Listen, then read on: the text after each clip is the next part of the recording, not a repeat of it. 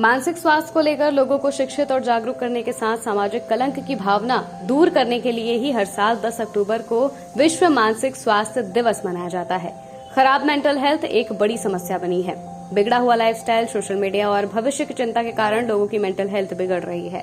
खराब mental health के कई दूसरे कारण भी है, जैसे कि मेंटल ट्रॉमा। ये समस्या किसी को भी हो सकती है, बच्चे भी इसका शिकार हो सकते हैं। एक्सपर्ट्स बताते हैं कि बच्चे की खराब मेंटल हेल्थ के लक्षण शुरुआत में पता नहीं चल पाते हैं। ऐसे में उसकी स्थिति बिगड़ने लगती है। जब हालात ज्यादा बिगड़ जाते हैं तब माता पिता को इस बारे में पता चलता है। ऐसे में बच्चे की खराब मानसिक सेहत के बिगड़ने के लक्षणों की समय पर पहचान होना जरूरी है।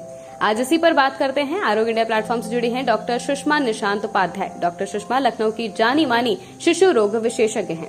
उन्हीं से इसके बारे में जानते हैं। जी हाँ, बच्चों में मेंटल हेल्थ की परेशानियां हो सकती हैं। कई बार बच्चों में मेंटल हेल्थ की परेशानियां उनकी डे टू डे एक्टिविटीज़ को हैम्पर करती हैं, उनकी स्कूल में एकेडमिक परफॉर्मेंस पे प्रभाव डालती हैं, उनके सोशल स्किल डेवलपमेंट में प्रभाव डालती हैं। अगर ऐसा कुछ हो रहा है जिससे बच्चा जूझ रहा है तो हमें उसके मेंटल हेल्थ पे ध्यान देने की ज़रूरत होती है। बच्चों में मेंटल हेल्थ से जुड़ी समस्याएं क्यों उत्पन्न होती है, ये जानना बहुत जरूरी है।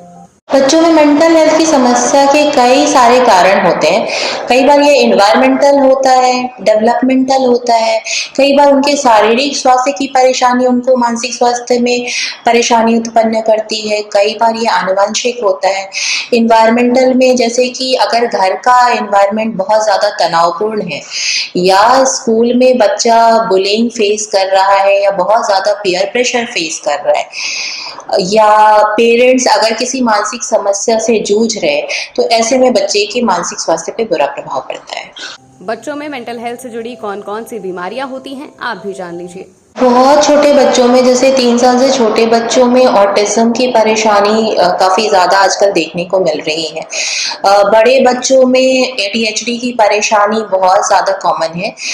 उसको छोड़ के कई बार बच्चों में हम बोलते हैं एक अपोजिशनल डिफाइंड डिसऑर्डर, जिसमें बच्चा बात नहीं मानता, हर बात को मना करता है। वैसे ही कंडक्ट डिसऑर्डर बोलते हैं, जिसमें बच्चा बहुत ज़्यादा तोड़-फोड़ करता है, अपने दोस्तों के साथ मारपीट करता है। तो ऐसी परेशानी होती है। एडोलेसेंट एज ग्रुप में फिर हम आए तो ईटिंग डिसऑर्डर होता है, जिसको एनोरेक्सिया बोलते हैं या बुलिमिया बोलते हैं। इसके साथ ही डिप्रेशन आजकल एडोलेसेंट एज ग्रुप में देखने को काफ़ी ज़्यादा मिलता है। बच्चों में मेंटल हेल्थ से जुड़ी समस्याओं के शुरुआती लक्षणों के बारे में भी जानिए। कई सारी परेशानियां हैं जिनको हम निगलेक्ट कर देते हैं सोच के कि ये बचपना है, लेकिन जैसे कि अगर आपका बच्चा लगातार दुखी रह रहा है, ऐसी बातों पे दुखी हो रहा है जिस पे दुखी होने की आवश्यकता नहीं है, या वो बेवजह ही रो रहा है, वो अकेले रहना ज़्यादा पसंद कर रहा है, लोगों से मिलना जुलना नहीं पसंद कर रहा है, वो उसको भूख नहीं लग रही है या नींद की कमी हो गई या ज़्यादा खा रहा है और ज़्यादा सो रहा है, उसकी पर्सनैलिटी में कोई सीरियस चेंज आया है, उसका एकेडमिक परफॉर्मेंस पहले की तुलना में बहुत ज़्यादा गिर गया है, तो ऐसे में हमें उसके मानसिक स्वास्थ्य के बारे में एक बारी सोचना होगा, फिर अकॉर्डिंगली डॉक्टर से कंसल्ट करना पड़ेगा। इन लक्षणों पर ध्यान न देने के भी कई नुकसान हैं, जानिए इसके बारे में भी।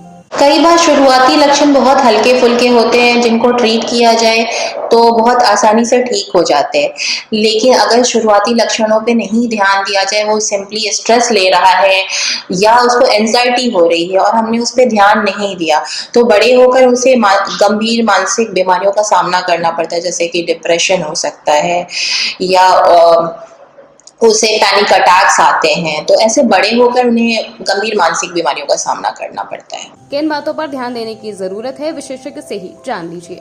आमतौर पे ऐसे है कि बच्चों में मानसिक स्वास्थ्य अच्छा रहे, इसके लिए हमें छोटे बच्चों की बातों को, उनकी कहानियों को ध्यान से सुनना होता है कि हम उनकी बातों पे ध्यान दें, उनकी परेशानियों को सुने। अगर उनको कोई एक्सप्रेस करना है, उनके लाइक्स को डिसलाइक्स को, तो उनको एक्सप्रेशन का फ्रीडम दें। घर पे एक पॉजिटिव एनवायरनमेंट बना के रखना ज़रूरी है।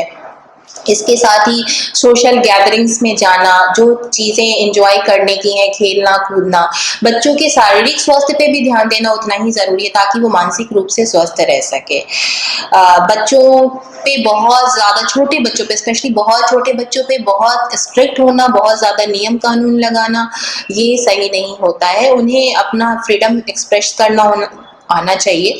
इसके साथ ही बच्चों को एक रिस्पॉन्सिबिलिटी की फीलिंग सिखाने की कोशिश करें, उन्हें घर के निर्णयों में शामिल करें। साथ ही अगर आप उनको उनका मोबाइल, टीवी या स्क्रीन टाइम बहुत ज़्यादा है, तो उससे हमें उन्हें दूर रखना है।